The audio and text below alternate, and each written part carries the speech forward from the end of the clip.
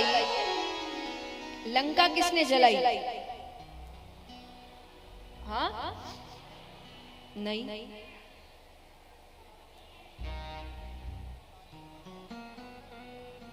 लंका किसने जलाई? नहीं, रावण के अहंकार में। और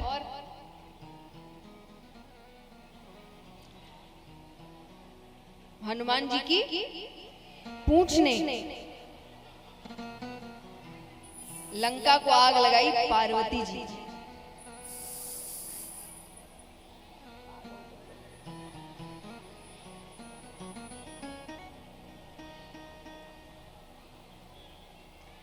नहीं बात है ना?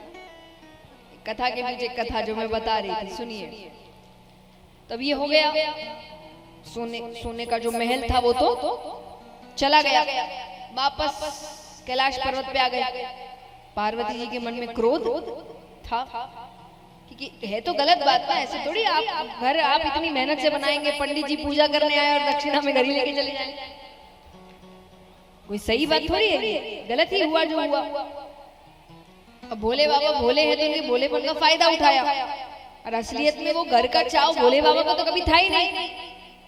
चाव जिनको था उनसे तो पूछना चाहिए था एक बार, उनसे किसी ने पूछा ही नहीं, तो क्रोध था उनके अंदर। तो जब राम अवतार हो रहा था, हम सभी जानते हैं कि हनुमान जी किसका रूप है? शिव जी का। तो जब वो अवतार ग्रहण कर रहे जा रहे थे, तो माता ने कहा मैं भी चलूं।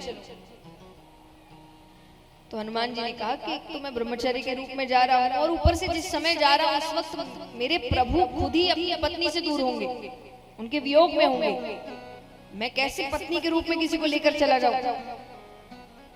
तो माता ने कहा ठीक है, फिर ऐसा रूप लेते हैं कि आपके साथ होकर भी मैं आपके साथ नहीं रहूं। तो पार्वती जी हनुमान जी की पूंछ बनकर जाती है। इसलिए अगर हनुमान जी कोई आग लगाना होता तो हाथों का इस्तेमाल नहीं कर लेते,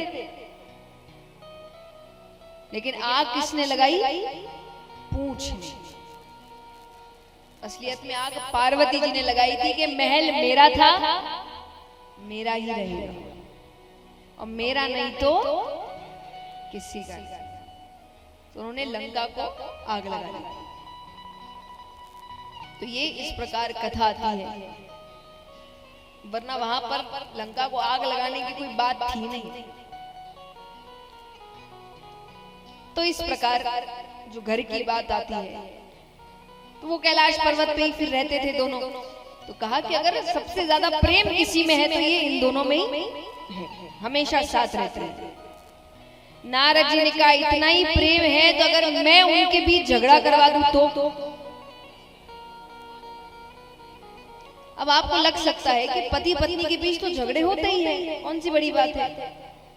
आपस में झगड़ना अलग है, किसी तीसरे की वजह से झगड़ना।